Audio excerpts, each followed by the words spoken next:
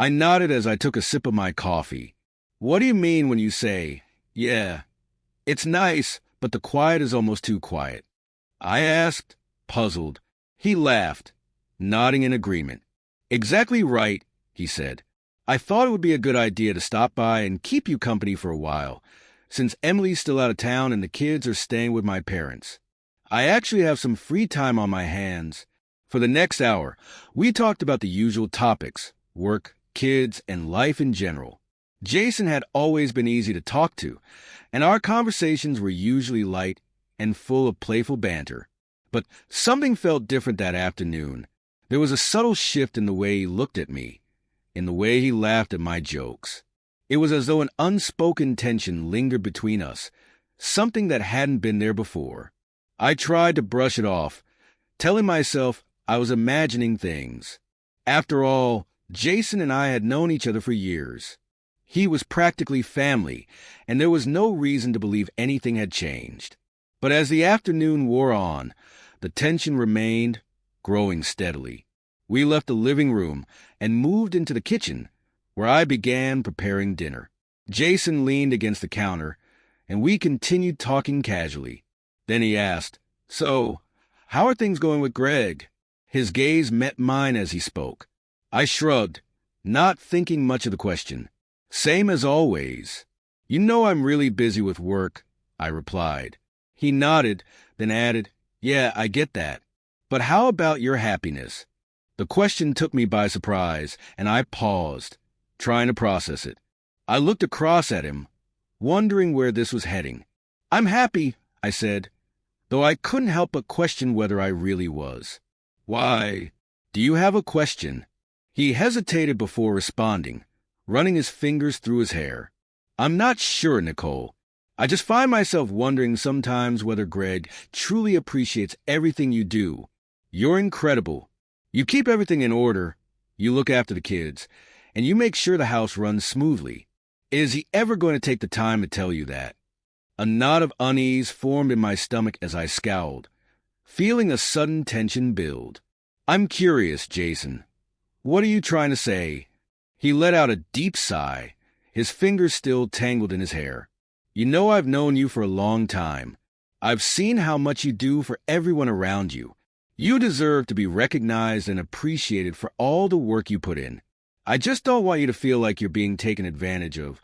I was at a loss for words, still staring at him, trying to make sense of what he had just said. Jason had always been protective of Emily, and it wasn't unusual for him to ask about my relationship with Greg. But something about his words felt different this time, however. This felt very different.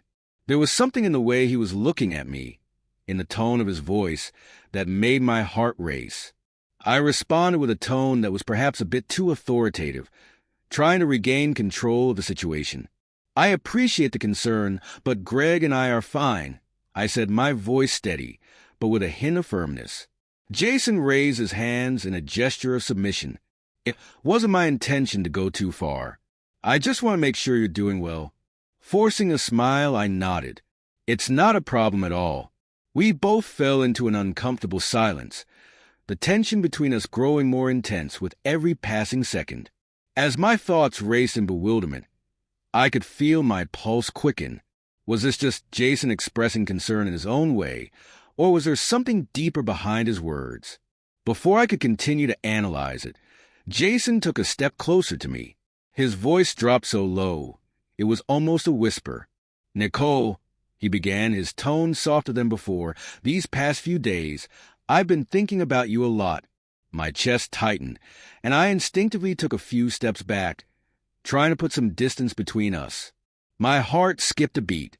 "Jason," I said, my voice trembling, "what exactly are you suggesting we do here?"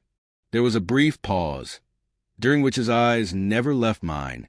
Then, in a voice tinged with regret, he said, "I know this is going to blow your mind, but the thought of you keeps popping into my head. We're both married, and I know this is inappropriate, but I can't stop myself. I've been feeling this way for a while now. My thoughts were a whirlwind. Jason was a husband of my closest friend, the man I had trusted for years. What had brought us to this point? I felt a surge of confusion, anger, and disbelief. "Jason, you need to stop," I said, my voice shaking. "Things like this are not acceptable. I'm married to Greg, and you're married to Emily. This is not okay." He sighed, remorse evident in his voice. "I know it's not appropriate," he admitted, "but I can't deny how I feel. Nicole, I see everything you do, everything you are, and I can't stop wondering what it would be like if things were different." His words struck me like a blow, and I felt a rush of emotions, confusion, fury, and disbelief. Here was the man who was supposed to be a trusted part of my life, my best friend's husband, making such an inappropriate confession. "Jason," I said, my voice barely above a whisper, "you have to leave." It was clear he was in pain as he nodded, his eyes filled with regret. "I'm very sorry. It would have been better if I stayed silent. I needed to get it off my chest." I stood there, my heart pounding in my chest, as he turned and walked out without saying another word. The weight of the conversation lingered in the air long after he was gone. For the next several days, I couldn't shake the memory of that conversation. I replayed his words over and over in my head, trying to make sense of what had happened. We had always been cordial neighbors, friends even, but now everything had changed. The discomfort of what had been said hung over me, and I found myself avoiding Jason at all costs, not wanting to confront the reality of the situation. Still, it wasn't possible to erase him completely from my life. Emily remained my closest friend, and our children continued to play together, but there was an unspoken tension between Jason and me. Every time I saw him, it was a painful reminder of the boundary he had crossed. Then one day, I received a text message from Jason. "I apologize for what happened 2 days ago. Is it possible for us to talk?"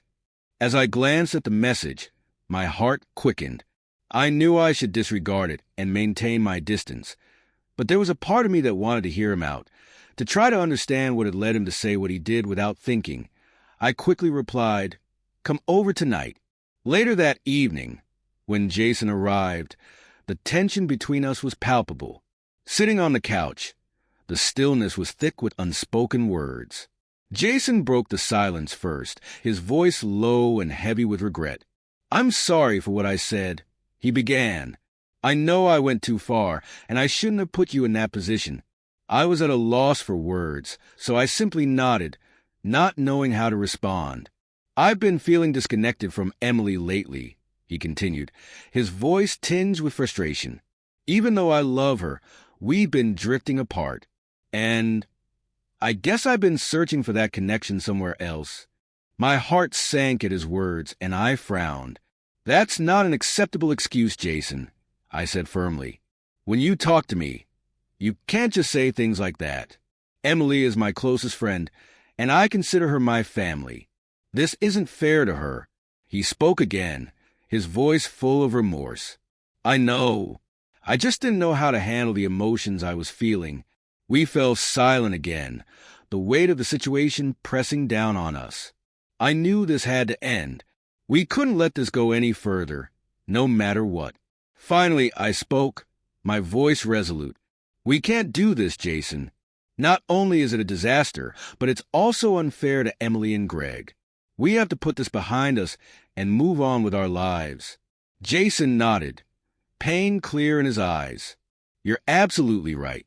I'm so sorry, Nicole. I never meant to make things harder for you."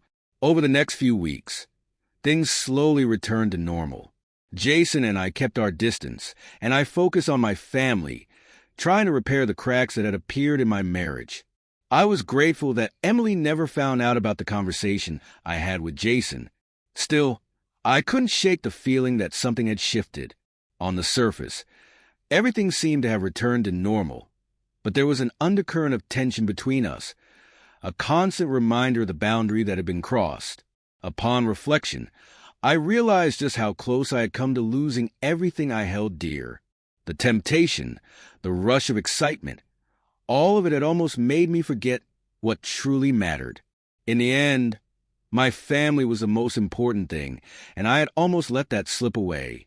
Sometimes, The hardest lessons are the ones you learn when you're standing on the edge of a cliff, wondering if you should jump. But in the end, I made the decision to step back and save what I had built with Greg.